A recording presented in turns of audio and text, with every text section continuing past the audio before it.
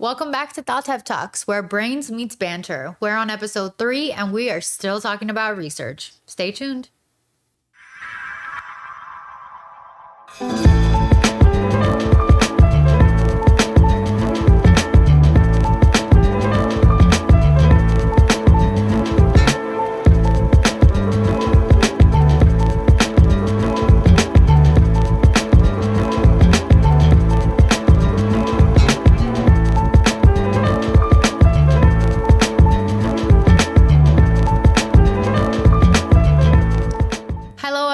Welcome back to our third episode. We're going to go and delve more into research on this episode. But before we start, I do want to introduce our very, very important guest, Luca, aka Luke.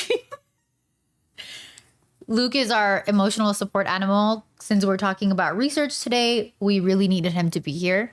Luke, can you say hi to everyone? Yeah, that's his hi to everyone. So on this podcast, as you all know, we are going to talk about grad school and education, psychology, and all of those things. But before we start, another important thing that I thought is really important to implement in all of the future episodes is going to be, I'm going to tell you what I'm currently obsessed with. And at the moment, I have been obsessed with the new Trader Joe's apple pie tart or apple tart. It's in the frozen food section.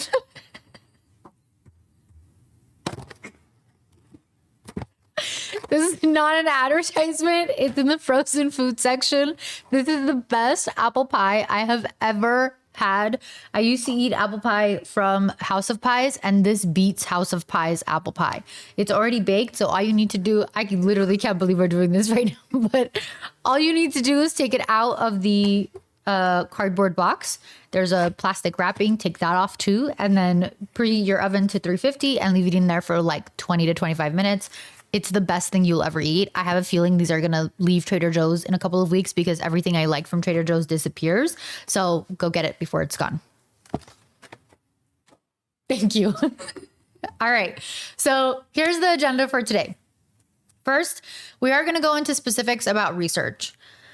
And I do want to talk about the importance and the impact of research, and to do this with a really concrete idea of what's going on. So it's not just hypotheticals. I'm going to provide you with actual examples of everything that we're going to talk about. So first, we're going to talk about how to actually establish a research question. Then we're going to talk about background information. Then we're going to talk about how to establish your methods. And finally, we're going to talk about the impact of research and why we do it in the first place. So let's go into establishing a research question. There are 3 different ways that you can pose your research question. The first one is a standard research question, which is a question. It's in the form of a question. The second one is a hypothesis. Your hypothesis is a statement, and it's telling the audience what you expect to happen based on your research. And the last one is an aim. Your aim is also a statement telling the audience what the idea or the goal or the purpose of the project is. So while all 3 are different, they're all exactly the same in the sense that they're just phrased a little bit differently, but they're getting at the same point. A research question is, why do people who have longer hair go to the supermarket for longer periods of time? And then your hypothesis is, I hypothesize that people who have longer hair go to the supermarket for longer periods of time.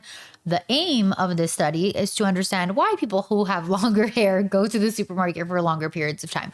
Same thing, stated very differently. We're going to focus here on research question because that's the more important kind of gravitational one. You want your research question to be specific, so specific enough to get at the topic that you're thinking about, right? You have your variables that's in your research question. You want it very narrowed into exactly what you're doing, so the reader and the audience know what you're trying to get at. You don't want this super broad question. And you don't want your question charged in any way, emotionally charged in a negative or positive way. You don't want your audience or your professor, if you're doing this for a class, or anyone to know what your stance is. The research question should be generally neutral. So I do a project in my classes where students are proposing a hypothetical research study. So the point of this is just to develop their research skills. So I pulled examples from prior classes of mine who have done this project, so I can show you a couple of research questions and we can talk about how to better adjust them. So this is the first example, and just a heads up, this is a class about human violence and individual change. But this is the first example. How do media images dangerously affect young girls in developing a lower self-esteem and unhealthy perception of sex, leading to an increase of objectification amongst young women, which can result in acquiescence to sexual violence and victim blaming? So first, that's too long. Off the bat, it's quite a bit too long. I'm unsure what the question is asking and what relationship the question will be looking at, because there are way too many variables and way too much going on in that question. So there's media images, there's young girls as a population, which is, by the way, a little too broad. Then we have self-esteem, we have unhealthy perceptions of sex, we have an increase of objectification amongst young women. That's a second population group. And we have an acquiescence to sexual violence and victim blaming. So that's like, I just counted 8 different types of things that we have to keep an eye out for. So that's way too much in a research question. The second thing is that there is charges here, right? So we have, how do media images dangerously affect young women? That's a negative charge. You're already telling the audience your positionality in that question. The other thing was lower self-esteem, unhealthy perceptions of sex. So those are the charges in the question. So that's also something we want to work on, right? If we focus the question down to just the media images and self-esteem, let's say, we can have a good question there. So how do media images affect young girls in developing their self-esteem, or how do media images affect young girls' self-esteem? That would be a good research question. The other thing that I want you to think about in this question is when you think about how questions, how do, blah, blah, blah, those questions imply that you're going to be doing qualitative data, because you're not necessarily looking at whether do media images affect it, or another way, you're kind of looking at how does that effect happen? How does that effect exist in this young girl population? So generally it would imply qualitative data. So that's another thing to watch out for. There are ways that you can do this quantitatively, but generally how-to questions imply qualitative data. So here's another example. This is a aim. This student put an aim instead of a hypothesis or a research question. And the aim of their study was examine the psychological and physical effects of domestic violence on children's development. That's a pretty good aim. You have a couple of things there. The only thing that I could say to this is maybe you want to focus on one effect, psychological or physical effects, instead of both, just because that requires, different measures that you're using, and it can be just a harsher study to do. But besides that, that aim is pretty clear. We're looking at psychological, physical effects, and you're looking at it from causes, the IV being domestic violence, and you're looking at it specifically within children. So you have your population and you have your variables there. It's a really good aim. Another question that we have here is, what are the effects of intimate partner violence on children's mental health? Again, pretty good question. One other question we have as an example here is, what types of domestic violence lead to different mental health effects? So while here you do have the two variables, domestic violence and mental health, this student is asking for different types of domestic violence and different types of mental health. So you're looking for a correlation between all the different types of domestic violence, and there's a lot, by the way, and all the different types of mental health issues, which there's also a lot for too. So this is a very broad question, and you're probably not going to get at all of this, right? Because you would have to ask a participant all the different types of domestic violence that they've experienced, and whether or not test them for every single mental health issue that they have, to see if there's a correlation between any of those. What I would suggest for this person to do is try to identify which type of domestic violence they're looking at, and or which type of mental health issue they're looking at. And with questions like these, and for new researchers, it's important to let the literature guide you. So for example, you might be interested in domestic violence, but you know there's a lot of types of violence and you're not really sure which one you're really interested in or whatever. And you know there's like mental health is an issue and it's a very broad topic and you haven't really delved deep into that. This is where doing a really good literature review is going to help you parse out what you specifically want to look at. Because these issues are issues that are commonly talked about, you will already find articles that have a correlation between, let's say, physical violence and domestic relationships with a specific type of mental health issue. So that'll help you kind of narrow down what it is that you want to do. So that's the only kind of real comment that I have for this specific question. Which perfectly leads us into our next topic. Okay, so background information. How much is too much? Where do we go? How do we start? All of that stuff, right? Generally, our researchers and our up and coming students who are going to be researchers are really interested in a specific topic, right? Like the prior student and the prior example, domestic violence and mental health. But that's a little broad, and that's where background information can help you. You can go onto your school's library website or ask your school's department's librarian. And if you don't know, every department has a specific librarian. If not department, every college has a specific librarian that's made to help them sort through keywords and sort through articles and help them find key papers and just really help them build a really good literature review. So your librarian is a really good tool to use. Your advisor, your professors, those are also really good tools to use when you're building up a literature review.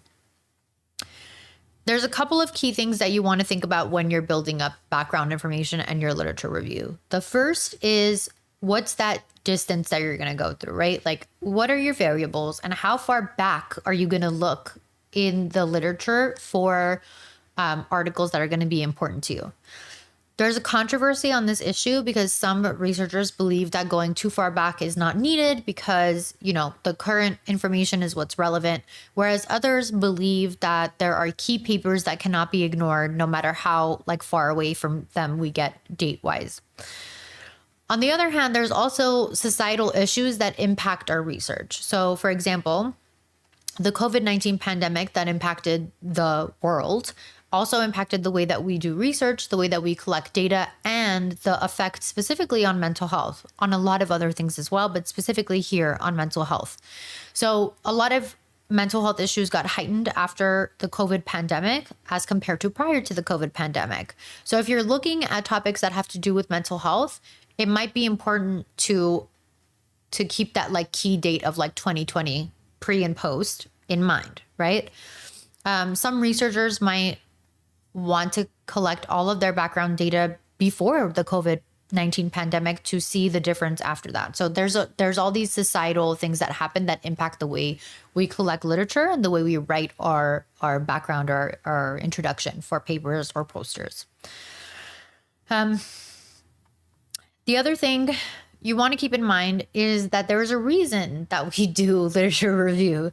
This is not just to torture you, I promise. This is not to drive you crazy.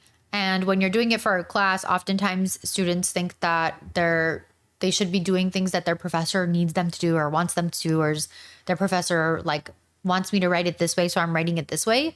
Most of the time, we don't have a specific thing like that in mind. Your background and your literature review, your introduction, whatever you want to call it, that portion of your paper or poster is there to guide your project. So whatever you put there should be useful information. Sometimes when you have an idea or a topic that's a little bit niche and there isn't exactly research on that topic, you need to veer away and around that topic so you can find something that's important to your introduction. Your introduction should tell your audience what you're going to do, what exists in the world. Maybe a wow factor is important to have, here's a really crazy statistic, or here's this quote that someone said, or here's this correlation that someone found. Here's this impactful thing in society that I found that I'm going to tell you to shock you to be interested in my project. If you don't have crazy numbers or crazy statistics, you want to tell the audience why it's important that you're doing what you're doing. At the end of the day, we have a lot of researchers, and you're coming into this field with this topic and this idea. You're trying to convince everyone to engage with your topic and your idea. You're trying to convince them that it's important, that it's meaningful, that it's valuable, and that you're adding to this world and this realm. So what you're trying to do with your introduction is really engage the audience, right? So if you have a topic that's a little bit niche and you can't really find anything specific on it. So let's think about domestic abuse and mental health as our last example, right? If that student narrowed down their topic to, let's say, financial domestic abuse and let's say anxiety, and there isn't a lot of articles that talk about the correlation between financial abuse in domestic relationships and anxiety, how that affects individuals' anxieties, right? What do you write in your literature review if that's the case? Well, a lot of things. First of all, you just identified a gap in the literature, which is what all researchers talk about. Identify a gap, fill the gap. You just identified a gap, which is great. But because there's a gap in your literature review, you can't say this is how many people experience anxiety from financial abuse. But what you can say is this is how many people are in domestic relationships. This is how often domestic abuse happens in relationships. Financial abuse is this type of abuse in a relationship. And anxiety comes from blah, blah, blah, blah. This is symptoms of anxiety. And, I hypothesize that people who experience financial abuse in relationships will experience anxiety. And I'm going to show you that by doing this study. So you can find ways around that. You can also talk about other types of abuse. You can talk about all the other types of domestic abuse that have been correlated with anxiety. You can talk about physical abuse. You can talk about any other type of abuse in a relationship where researchers have pointed that has correlated to anxiety in your introduction.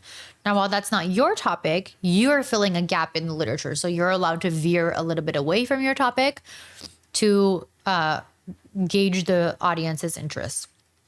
What you shouldn't do, though, if your topic is niche, what you shouldn't do is in your introduction, talk about children, because you're talking about domestic relationships. And so talking about children in your introduction would make no sense. Talking about human trafficking and the correlation between anxiety wouldn't make any sense because they're not those ideas are not correlated. So you're looking for something close enough to your topic, if it's niche and there's no research on it, close enough where you can make a convincing argument as to why you should do your topic and why others should care about what you're doing. Okay. So one question that I recently got about literature review is how much is enough? How much literature is enough? How much writing about this topic is enough? When do I know when to stop?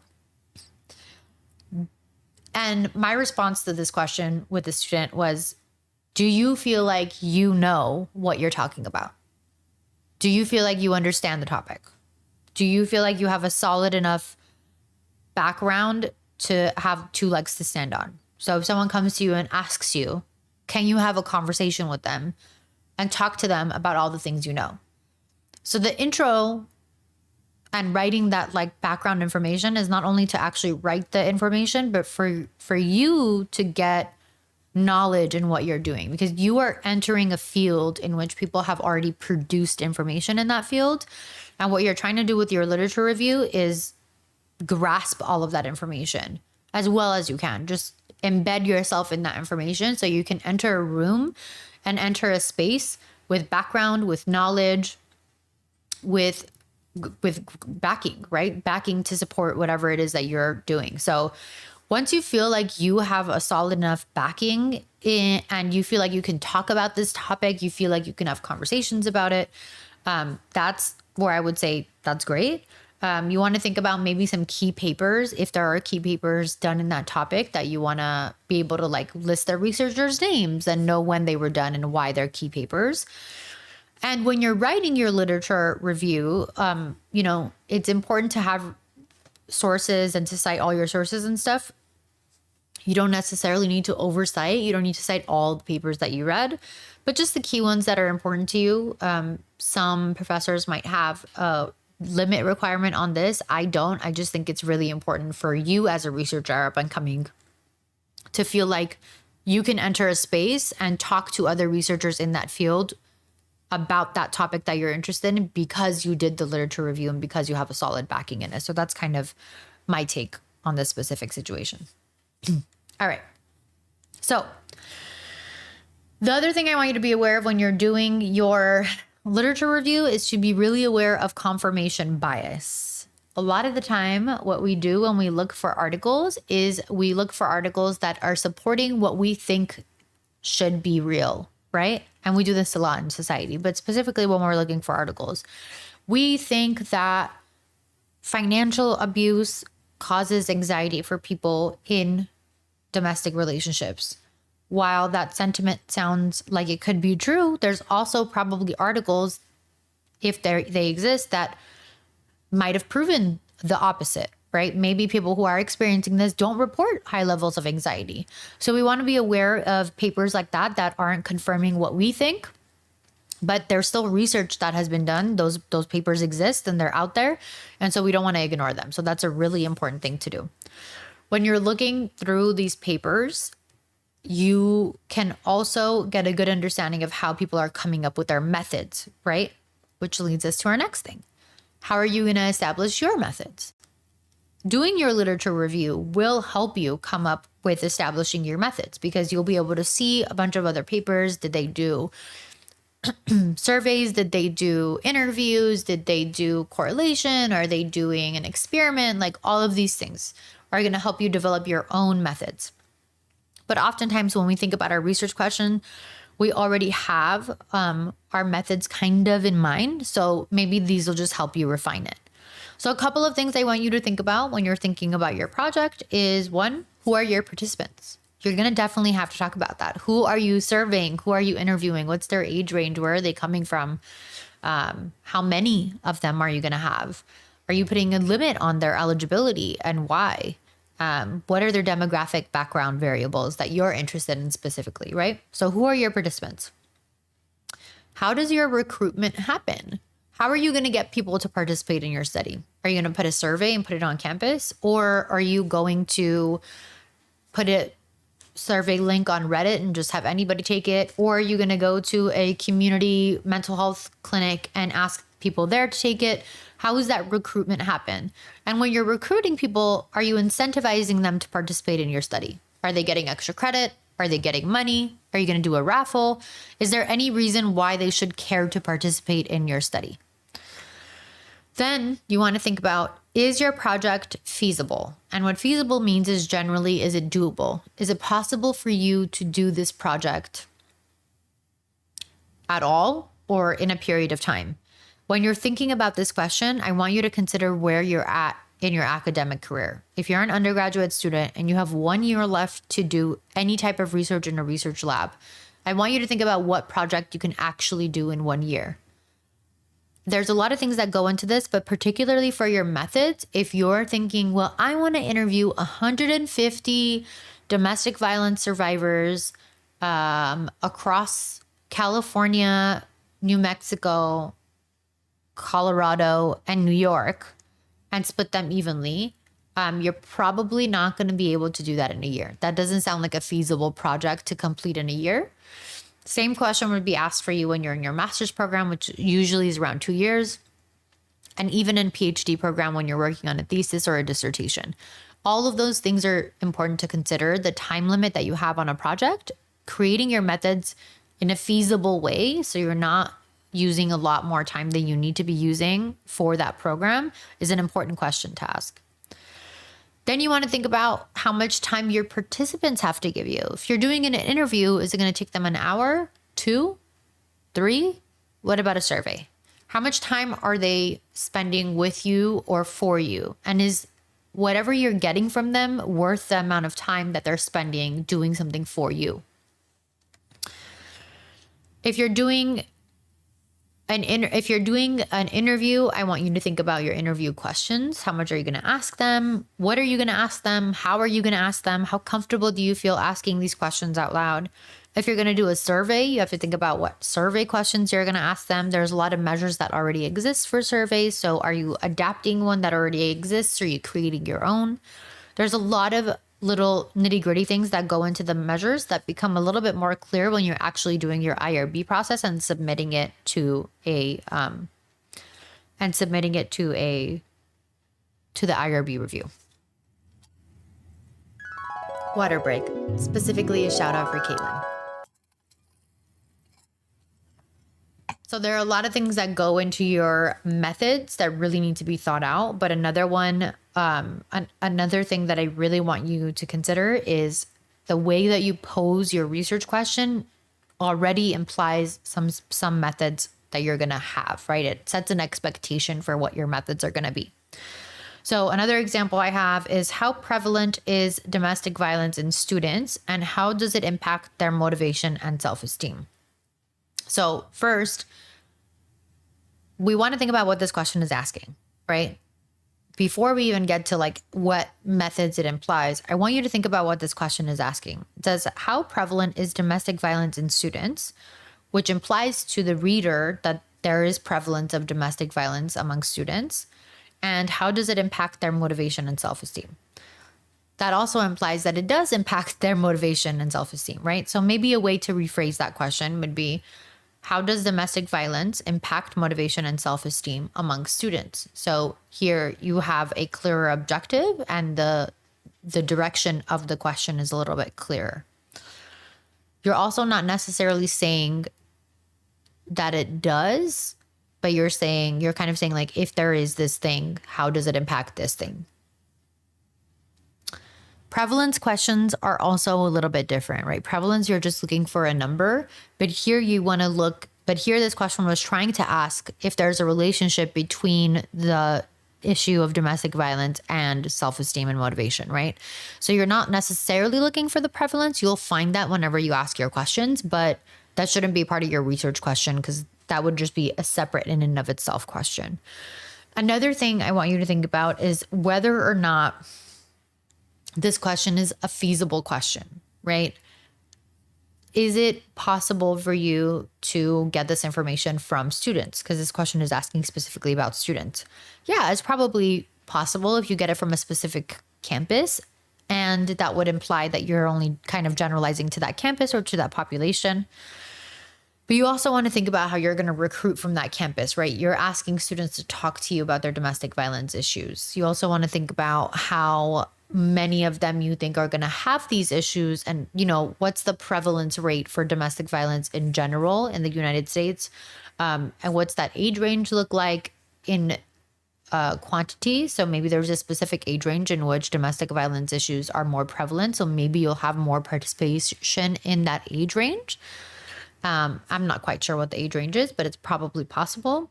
It's possible for you to get this data and for you to give a survey and ask about people's experiences with mental health and their self-esteem, and then ask them if they've ever been in a relationship, and then ask them questions about that relationship and try to see if they score higher on a domestic violence scale and how their motivation and self-esteem is, right? So this is definitely a feasible project if you do get it IRB approved and you're doing it on a campus.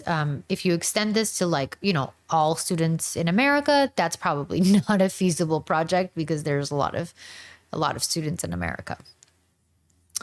Okay, so what does that imply though, right? When we're thinking about domestic violence and students' motivation, their self-esteem, like going on these campuses and doing all this research, as a researcher, what does that imply? That implies that you care about understanding effects to motivation and self-esteem. You care about trying to see why people's motivation and self-esteem are lower or higher, and does that have to do with this domestic violence issue, and how do we address that, right? So that leads us to the last thing on the agenda for our podcast today, which is the biggest challenges and the impact. Luke left. He does not want to be here for this conversation. Okay, so the biggest challenges and the impact that researchers have on the community and the hardships of being a researcher, right? And when we think about this, oftentimes as students, we don't really think about research as being really hardcore. We kind of when we're teaching students and when we're acting as students doing research, we kind of dumb it down and simplify it and try to get an answer to this question, right? But oftentimes we tend to forget that research and researchers have existed for a very long time, and them being in this world and trying to like identify these issues and examine these populations and understand, you know, different things that happen in different populations has not always been a happy or good time for a lot of the populations that they've done research in. And so when you're doing research, I really want you to think about the impact that you're leaving on this world and on the population that you're doing your research in. And I'm going to point out two things to you that are very drastic, two research studies that have been very drastic that the United States government has approved and conducted. And I want you to think that these are some of the most drastic examples, but there's a lot less drastic ones that have had really negative impacts on different communities, right? And the first one is the Tuskegee experiment, which happened in the 1940s. It was an experiment that was, again, government approved and funded, in which they got Black men and who had syphilis at the time, and they were trying to see how syphilis affected Black men and whether or not that was different than white men. That was the premise of the study. But what did happen was that whenever penicillin was founded to be treatment for syphilis, the men in that study did not receive treatment. Instead, they got sugar pills and placebo pills, and other men were injected with syphilis, and they were just kind of monitored and seen what the effects of syphilis had on their body. The men in that study all ended up passing away, and a lot of their wives and children ended up having syphilis because their fathers and husbands had it. And no one had any retribution for that. And that study went on for about 30 years. And no one really knew what was going on either, because they just thought they were getting treatment that wasn't effective or anything like that. So that's the first one. The other one is the Guatemalan prison experiment, which also was a government funded experiment in which sex workers who had syphilis or were given syphilis were taken to the Guatemalan prison, and they were paid to have sex with prisoners. So then the prisoners could have syphilis. So they were infecting prisoners with syphilis. And then the prisoners were again withheld treatment, and they were just kind of watched to see how syphilis would affect their bodies and what would happen. They were given various different types of treatments and things like that. So over the span of, one study was 30 years, the other study was 3 years. Sorry, 30 or 40 years. And the other study was 3 years. Over the span of this time, these are government funded studies that are impacting minoritized communities and not really in a good way, right? Negatively impacting them with this specific disease, but at the same time with an understanding of how we are treating this community and how we respond to them and incorporate them in our understanding of life, right? So that's a drastic one. But at the same time, that has implications for how we enter spaces with people from different backgrounds. As researchers coming in from these large institutions, from governmental agencies or anything like that, coming into communities to try to do research and get an understanding of anything, we have to recognize that we also have privileges that we hold that we're bringing into these spaces. And so acknowledging that and being aware of that and knowing the impact that we have on this community, and knowing, you know, that they might not really be just open to having a conversation or an interview with just anyone about anything because of what has happened to them in the past is really important.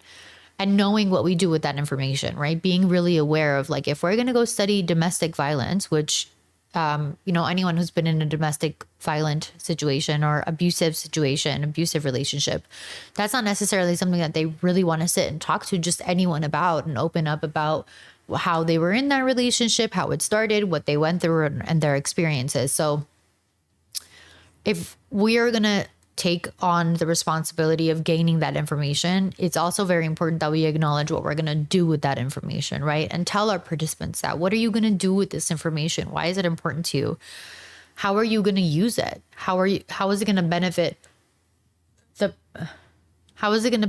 participant in the end? Do they get any, you know, besides the incentive, but do they get any acknowledgement? Do they get any use of this information that you're taking from them? So as researchers, I really want us to be I really want us to emphasize the importance of acknowledging the impact that we have on the community and what we're stepping into these communities and these spaces with, and just acknowledging where our privileges and our biases are and how we're taking from that space and how we're going to give back to that space. So I think it's really important to not reduce research to just a class project and to really acknowledge that we are making a change, right? We are doing something important in these spaces. So that's all we have today on research part 2.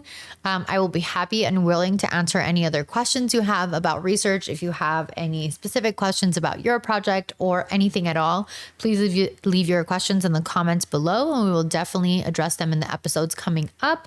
Don't forget to hit that like and subscribe button. We'll see you next week. Thank you.